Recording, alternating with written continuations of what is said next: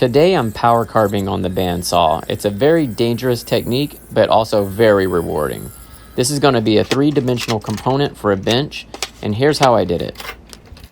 If you're looking to level up in your woodworking business, definitely invest in a bandsaw. Regardless of what size you get, there's almost nothing you can't accomplish with one. It's an amazing tool, and it was the first piece of heavy machinery that I actually got for my woodworking business, and it leveled me up. I was able to offer unique designs. I was able to up my prices. It literally was a game changer. If you've been following along my woodworking journey, you know I used to be in a 3,000 square foot workshop. It was amazing, and I could build almost any size object in it because of the space. But I had to move out of there. I was forced, and now I'm in my home garage, which is 398 square feet. This project is actually the very first one that I'm making for a client out of my home workshop. I'm hoping I can pull it off. My wife thinks I can't do it. Gosh, I hope she's wrong. Most of the components for this bench are laminated blocks.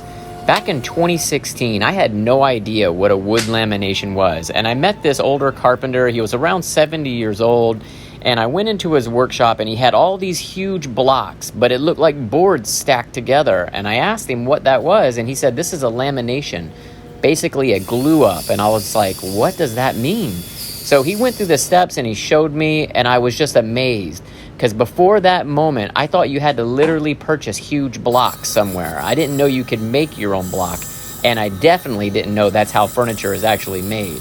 It's more stable this way than using a huge block. A huge block would get more checks and cracks, and it's more prone to warpage, say like a tree trunk sliced into a block. That's a no-no. I can still remember the day when the forklift was taking my bandsaw off the 18-wheeler to deliver it. Oh my God, this was such an amazing moment for me in my journey. It took me years to save up to be able to purchase one, and it literally changed the game for me. This part of the carving is 2-dimensional, so basically you can only see the design or shape from 2 sides. In a moment, we're going to make it 3-dimensional, and that's where it gets dangerous. In fact, I would dare to say most woodworkers, in a moment when they see me doing the 3-dimensional part of this X, they're going to think I'm crazy, as it is very dangerous. But I assure you, I've done it several times. My fingers, arms, hands were not close to the blade, and I was very careful.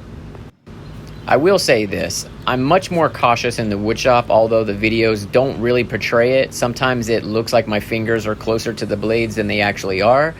But I got my finger caught in the joiner, and I cut off part of my fingertip many years ago. And since then, I don't rush, I take my time, and I go very methodically slow when I'm doing it. But like I said, with the video, it's a little bit different. It perceives it as I'm going too fast or my hands are too close, when in fact I'm really not.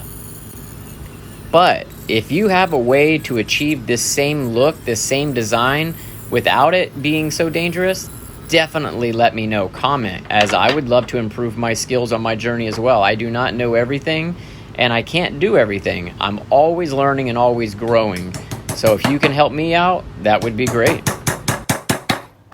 Boy, I love the domino joiner. It really comes in handy, especially with a technique like this. I'm able to attach these 2 pieces and they match right up. Now I'm gonna clamp it down, and I'm gonna let it stay under clamping pressure for a few hours. And when I remove the clamps, I'm gonna start sanding. Now for this video, I'm only gonna show you with 80 grit. Off camera, I'm gonna go all the way to 220. But let me know what you think in the comments below. And if you wanna see the rest of this video on building the bench and all of its components, I would be glad to show it. All right, I'll see you next time.